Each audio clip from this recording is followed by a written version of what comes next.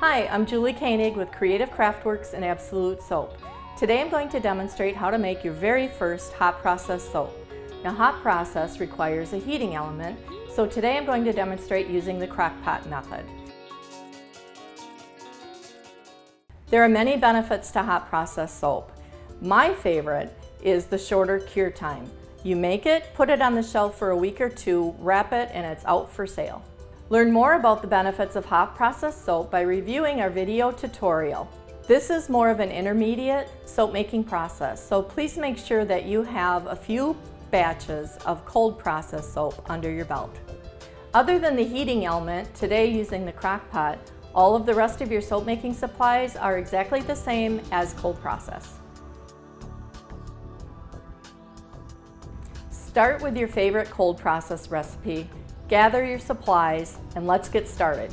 Another advantage to hot process soap is you can pour all of your oils in the crock pot, both your solid and liquid oils, and melt them using the heating source.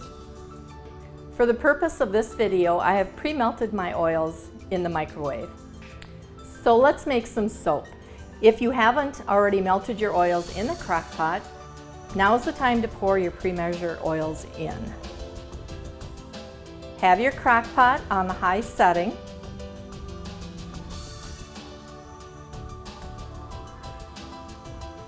And now we're going to pour in the lye water.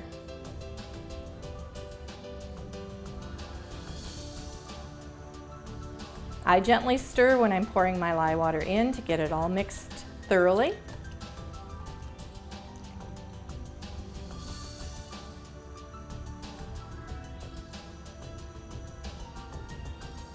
And then we're going to stick blend. So now we're going to stick blend. Tip it to the side to gently burp out the bubbles.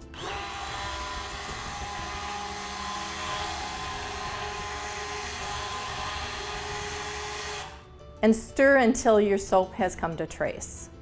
I typically stick blend a little longer and I bring it to a heavy trace just to speed up the process.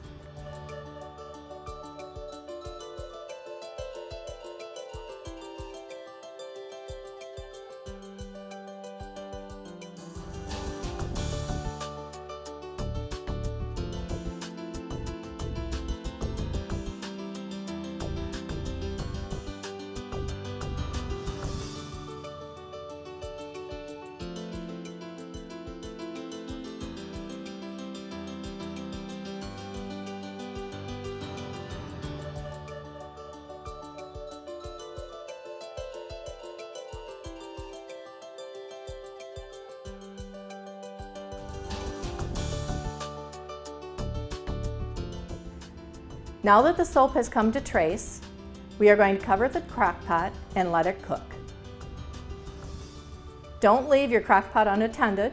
Make sure you stay in the area. You're going to want to check it every 5 minutes or so, depending on how hot your crock pot gets.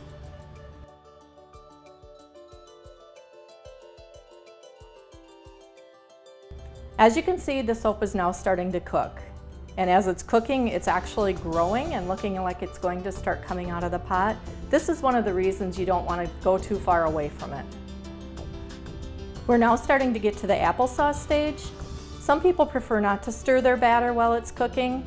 I do like to stir it just to get all of the uncooked soap mixed in with the rest of it. So we'll just give it a good stir. And as you can see, there's very little soap that has not cooked yet. We're going to put the cover back on it and just go for a few more minutes.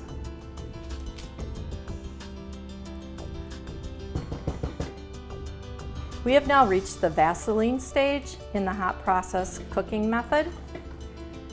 Looks like it's cooked all the way through. So now we're going to add the fragrance. First, I'm going to turn the crock pot off because we don't want it to keep cooking. We actually want it to start cooling down a little bit. Here again, some people let their soap cool down to about 150 degrees before they put their fragrance oil in. But I don't wait very long because hot process soap sets up so fast and it cools off so quickly that I just like to keep things rolling. So I'll pour in my fragrance oil. And I'm actually going to switch over to a harder spoon to get it all incorporated. Now I'm working with such a small batch that I'm just going to use the spoon, but another good trick if you're working with a much larger batch in a larger crock pot or pan is to actually use an egg beater, electric mixer, and just get in there and whip it up really good. Makes it nice and fluffy.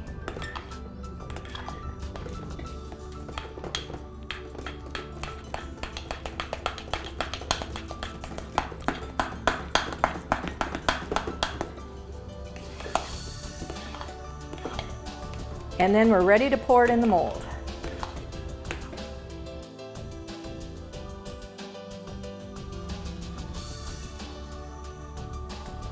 You can see how gloppy it is. You just kind of scoop it in there best you can.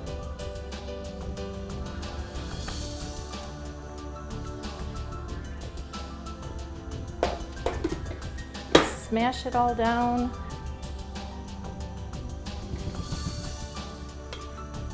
Then we're going to tap it on the table, get all those air bubbles out of it. Now you can leave it like this and it'll have a nice rustic top on it, or you can use a piece of parchment paper, tap it down, smooth it out. The reason I'm using the parchment paper is this mixture is extremely hot. So it's more to protect yourself, and there it's gotten a lot smoother just from that little bit. Your hot process soap should be ready to cut in 6 to 8 hours. I usually leave mine overnight just to make sure it's totally cooled off. Once your bars are cut, put them on your drying rack, let them cure 1 to 2 weeks, and they're ready to put out for sale. Thank you for watching this video, and good luck to you. Now you can go out and make your very own hot process soap.